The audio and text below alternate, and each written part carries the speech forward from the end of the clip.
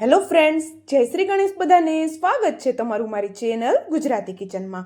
Vacation આવે એટલે બાળકો પણ ઘરે હોય અને ઘણા બધા મહેમાનો પણ આવતા હોય છે, તો કંઈકનું કંઈક નવું તો આપણે બનાવવાનું હોય જ છે. પણ ગરમીના લીધે તળેલું, વધારે ઝંઝટવાળું, બ્રેડ મેંદા વગરનું જો કંઈક બનાવવું હોય તો શું બનાવીએ?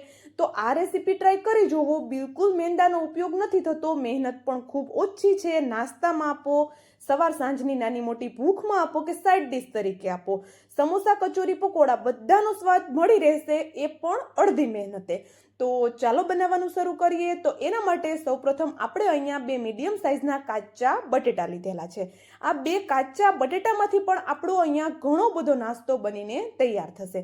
હવે નાના હોલવાળી ખમણીથી આપણે એને નહીં ખમણીએ અને મોટા હોલવાળી ખમણીથી આપણે એને ખમણવાનું છે.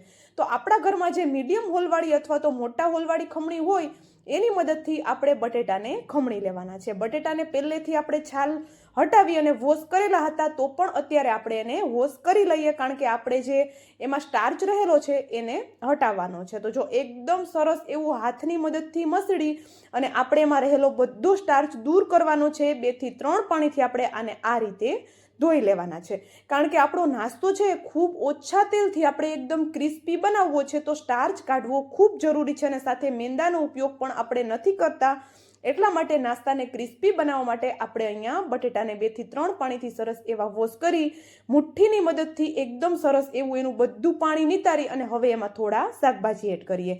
તો એમાં એકદમ પાતળું પાતળું કટ કરેલી ડુંગળી અને કેપ્સિકમ એડ કરી દીધું, સાથે આદું મરચું એડ કરી દીધું, બારીક કટ કરેલું. આદું છે એને ખમણેલું છે અને મરચું છે એ આપણે બારીક કટ કરીને એડ કરેલું છે. જો ડુંગળી ન ખાતા હોય તો તમે સ્કીપ કરી શકો છો, એની જગ્યાએ તમે ગાજરનો ઉપયોગ કે કોબીનો ઉપયોગ પણ કરી શકો છો. હવે આપણે એમાં સ્વાદ પ્રમાણે મીઠું, અડધી ચમચીથી ઓછી હિંગ અને 1 ચમચી જેટલો આપણે અહીંયા ધાણા જીરું પાવડર એડ કરી દીધો, અડધી ચમચી જેટલો હળદર પાવડર અને અડધી ચમચી જેટલો જ આપણે અહીંયા લાલ મરચું પાવડર એડ કરી દીધો. હવે અહીંયા અડધી ચમચી જેટલા અજમાને હાથેથી ક્રશ કરીને એડ કરી દઈએ અને સાથે એ જ રીતે અડધી ચમચી જેટલી વરિયાળી પણ એડ કરી દેવાની છે. વરિયાળીનો ટેસ્ટ આમાં ખૂબ જ સરસ આવે છે, તો જો હોય તો ચોક્કસથી એડ કરવાની છે. હવે અહીંયા 1 મુઠ્ઠી જેટલા એકદમ બારીક કટ કરેલા ધાણા એડ કરી દઈએ. જો ધાણા ન હોય તો ધાણાની જગ્યાએ એકદમ બારીક કટ કરેલા મીઠા લીમડાના પાન એડ કરવાના છે. હવે ચટપટા ટેસ્ટ માટે હું અહીંયા પાણીપુરીનો મસાલો 1 ચમચી જેટલો એડ કરું છું. તમે ચાટ મસાલો પણ લઈ શકો છો, પણ પાણીપુરી મસાલો એડ કરશો તો આનો સ્વાદ એકદમ ચટપટો આવશે અને જે ફુદીનાની ફ્લેવર આવશે એનો તો કોઈ જવાબ જ નથી. તો આપણે અહીંયા 1 મોટી ચમચી ભરી અને પાણીપુરી મસાલો એડ કરી દીધો અને હવે આપણે આ બધી વસ્તુના બાઇન્ડિંગ માટે ઘઉંનો લોટ લીધેલો છે. તો જો ઘઉંનો લોટ લીધેલો છે એનો મતલબ એવો નથી કે આપને આ નાસ્તો ખાવામાં સારો નહીં લાગે, ટેસ્ટી નહીં બને.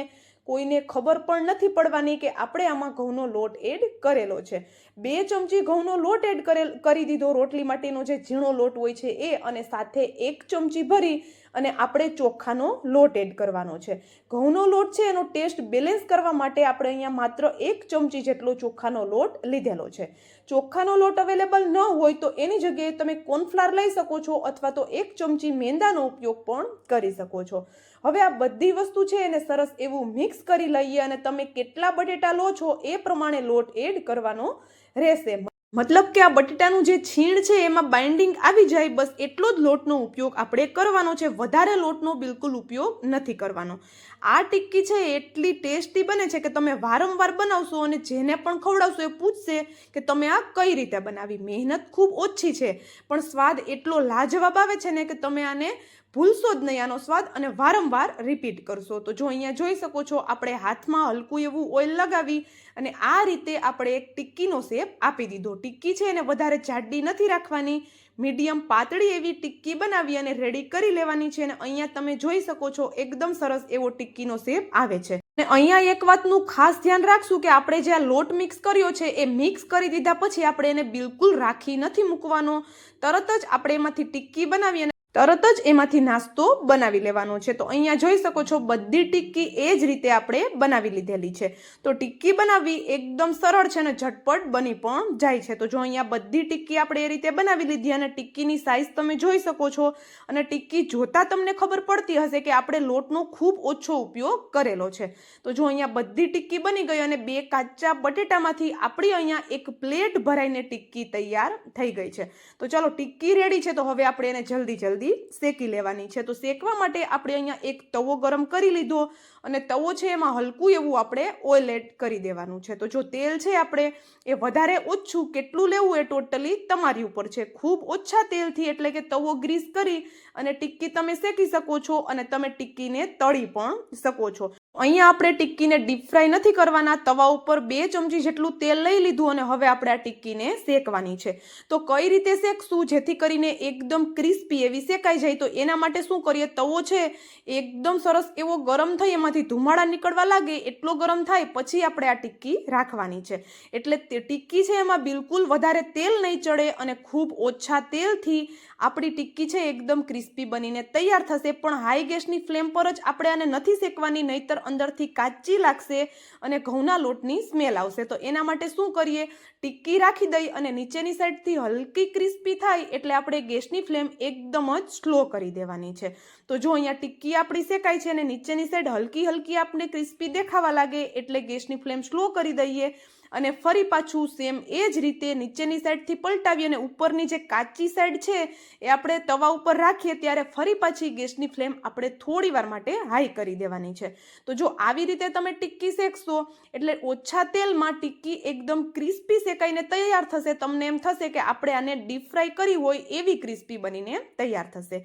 અને હા, તમે અત્યાર સુધીનો વિડીયો જોઈ લીધો હોય એમાં થોડું પણ જો કંઈક તમને પસંદ આવ્યું હોય તો વિડીયોને લાઇક, શેર અને ચેનલ પર નવા હોય તો જલ્દીથી ચેનલને સબસ્ક્રાઇબ કરી દેજો આવા જ નવા વિડીયો જોવા માટે। અને મને કોમેન્ટ કરીને પણ જરૂરથી જણાવજો કે તમને મારો આ વિડીયો કેવો લાગ્યો। તો જોઈ શકો છો આપણે ટિક્કીની સાઈડ ચેન્જ કરી દીધી અને અત્યારે ફરી પાછી ગેસની ફ્લેમ આપણે હાઈ કરી દીધી થોડી વાર માટે। થોડી વાર પછી આપણે અહીંયા ગેસની ફ્લેમ છે ફરી પાછી સ્લો કરી દઈએ અને વિડીયોમાં હું તમને દરેક નાની ટિપ્સ એટલા માટે કહેતી ગઈ કે તમે પહેલી વાર આ રેસીપી જો ટ્રાય કરતા હોય તો તમારી ઘરે પહેલી જ વારમાં પરફેક્ટ ક્રિસ્પી કરારી ટિક્કી બનીને તૈયાર થઈ જાય। આ ટિક્કીમાંથી તમે ચાટ પણ બનાવી શકો છો અને ખજૂર આમલીની ચટણી કે કેચઅપ સાથે એમ જ પણ એન્જોય કરી શકો છો। અને જો તમને ચા પસંદ હોય તો ચા સાથે પણ આ ટિક્કી ખાવામાં એકદમ ટેસ્ટી લાગે છે। તો જો બંને સાઈડથી ટિક્કી છે અને આપણે ક્રિસ્પી એવી શેકી લીધી ગેસની ફ્લેમ હાઈ સ્લો કરતા તો હવે આપણે આ ટિક્કી છે એને એક પ્લેટમાં લઈ લઈએ। તો અહીંયા જોઈ શકો છો મસ્ત કરારી ક્રિસ્પી ઓછા તેલથી આપણી ટિક્કી તૈયાર છે અને આપણે જે મોટી 2 ચમચી તેલ છે તવા ઉપર લીધું હતું એમાંથી પણ ઘણું બધું તેલ અત્યારે તવા ઉપર બચી ગયું છે। ખૂબ ઓછા તેલથી બને છે, બ્રેડ મેંદાનો ઉપયોગ કરવાનો નથી અને બજારેથી કોઈ વસ્તુ આપણે લાવવાની પણ નથી। એકદમ ઝટપટ કાચા બટેટા અને ઘઉંના લોટથી આ નાસ્તો બની જાય છે। તો ચોક્કસથી રેસીપી ટ્રાય કરજો, તમને અને તમારા બાળકો અને તમારા ફેમિલીવાળા બધાને ખૂબ જ પસંદ આવશે।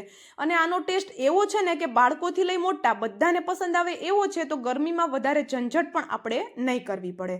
તો ગરમા ગરમ ટિક્કી આપણી તૈયાર છે। તો ચાલો હવે મળશું આવા જ એક નવા વિડીયો સાથે।